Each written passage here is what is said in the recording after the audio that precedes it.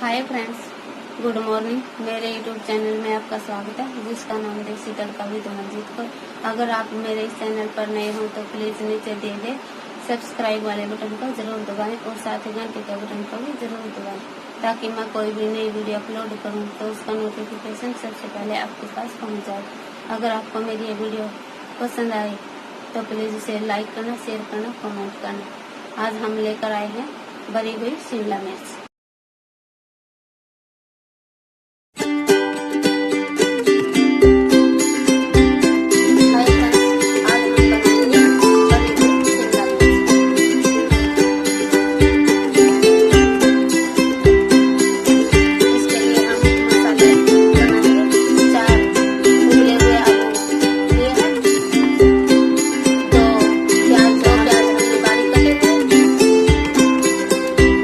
टमाटर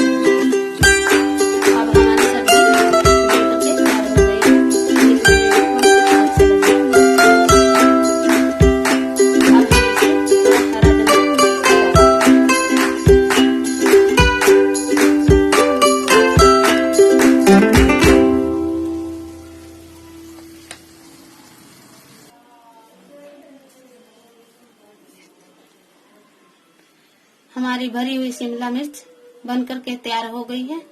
अगर हमारी ये रेसिपी आपको अच्छी लगी हो तो प्लीज लाइक करना, शेयर करना, हमारे चैनल को सब्सक्राइब करना।